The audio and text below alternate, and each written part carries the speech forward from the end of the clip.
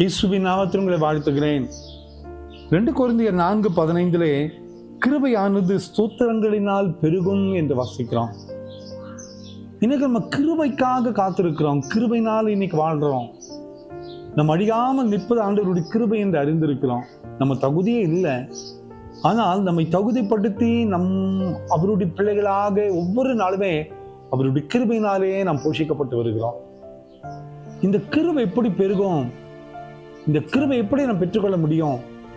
பவுல் அப்போஸ்தலன் அழகாக சொல்லுகிறார், கிருபையானது ஸ்தோத்திரத்தினால பெருகுமா.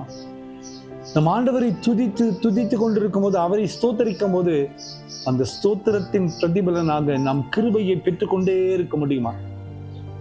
ஸ்தோத்திரம் என்று சொன்னா என்ன? நன்றியோடு அவரை நோக்கி பார்க்கணும்.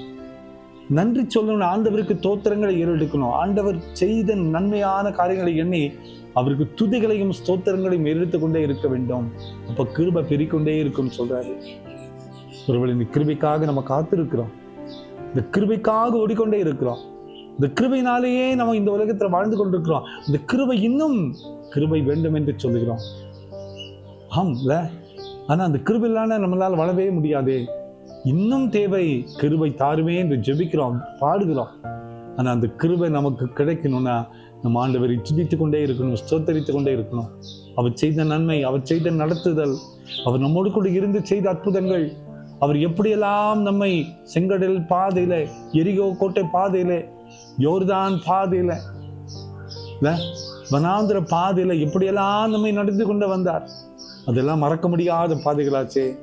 அது ஒவ்வொன்றையும் நினைச்சு ஆண்டவருக்கு துதித்து ஸ்தோத்திரங்களை எதிர்த்து கொண்டே இருக்கும்போது ஆண்டவர் சொல்லுகிறார், கிருபை பெருகிட்டே வரும்.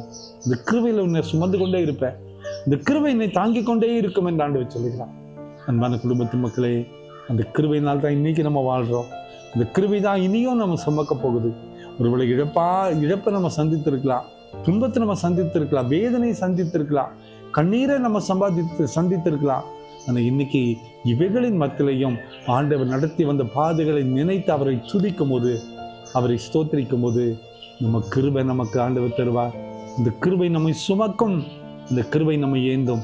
கவலைப்படாதிருங்கள், ஆண்டவருடைய பிள்ளைகளுக்கு கிருபை ஆயத்தத்தோடு காத்திருக்கிறது. ஜெபமல்லாமா. அன்பின் ஆண்டவரே, இந்த காலை நேரத்துல நீரங்களுக்கு தந்த இந்த வார்த்தைகளுக்காக உம்மை துதிக்கிறப்பா. கிருபையானது ஸ்தோத்திரங்களினால் பெருகும் என்று அறிகிறோமே அப்பா. உம்மை துதித்து ஸ்தோத்தரிக்கக்கூடிய அனுபவத்தை எங்களுக்கு தாரும். இந்த கிருபையை நாங்கள் முழுமையாய் பெற்றுக்கொள்ளக்கூடிய பலத்தை எங்களுக்கு தருவீர் என்று நம்புகிறோம்.